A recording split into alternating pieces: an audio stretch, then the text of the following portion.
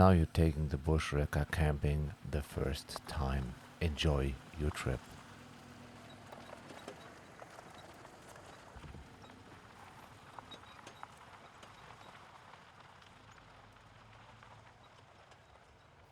Stop a second. Let's rewind and have a quick chat.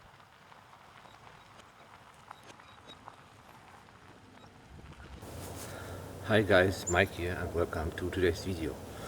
Yeah, in today's video I want to talk about a couple things that you should consider before you head out the first time. So you don't run into hairy situations that you could avoid if you took a little bit investigation and preparation before you finally or hit the first time the road. Okay, what I'm talking about. Basic stuff, right? So first off, what we did, we checked all the lock nuts here and retorqued them because they've been mounted by the manufacturer and then they've been on a trailer and then been sent out to the dealership, and the dealership didn't drove around with these units because they want to sell them. So you basically are the first guy who takes his tire basically for his first ride. So therefore I would suggest that you just torque these lock nuts either with a cross or with a torque wrench preferably, right? So that's the first thing. And the other thing that many people don't see right from the get-go, but that popped in my eye when I did the first time, and that is this line here. See this? This is the propane supply line.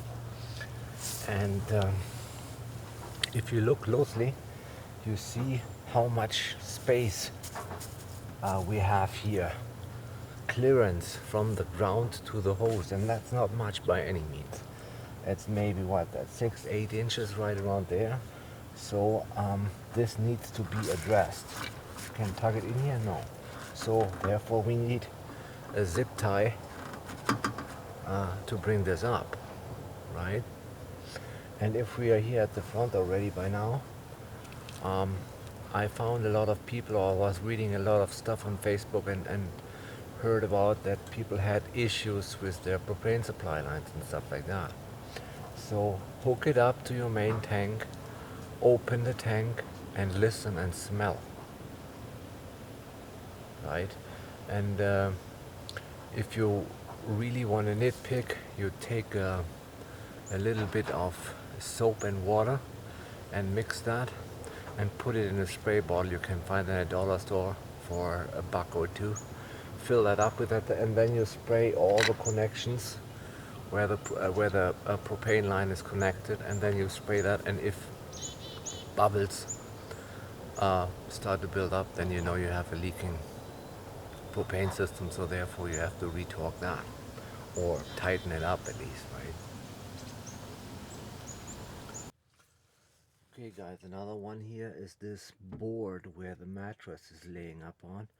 And if you can see here behind the brown piece of wood and the light piece of wood, I put the finger in here, lift it up, and now watch exactly how much overlap you have on the 2x4 that's left here. Okay, you maybe have a quarter. I mean, we have this board as well, all right, don't get me wrong, but oops, what the fuck, Bushwhacker quality. Right, I mean, this board is not really that thick. That's maybe a little bit more than half an inch, and I have maybe a quarter here on the outside. So what I'm going to do in the future upgrade in the next couple of days, I will put a 2x1 on the inside of this and beef that up a little bit.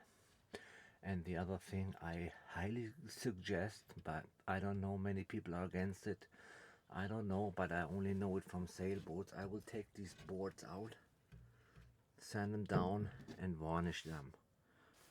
Okay guys, this is the 22 edition here, And if this design is better or worse than the previous model is open for discussion, but I will show you something that I came across pretty recently, and I was just like, what the F is going on here? So this is how it looks, and yes, I already vacuumed it out, but my point being is this little guy here. Okay, this is the siphon. I hope I pronounce it right and don't butcher it with my English. It's under the sink, and the water being trapped here, and when you reach a certain level of water it goes out to the side here, and it got 4 points where you can screw it in from below with 2 screws, and in between is a gasket, a rubber o-ring, some sort of thing like that. So what happened was I was testing out the water pump and stuff like that, and next thing you know I had a puddle of water here, and I was like, what the heck, where's that coming from?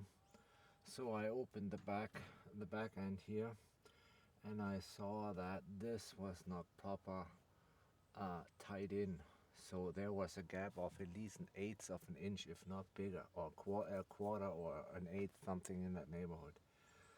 I'm not very good with English measurements. I'm more a metric guy, so forgive me for that. But anyway, the water came out here. So I removed the screws, and the orientation from the side port was towards the Suburban heater, and I didn't want that because it made it a hard kink on top of that. So I reoriented it a little bit farther to the back, to the inside wall, and then retighten that, and now it's snug and everything is fine. And if you're out here, have a quick look.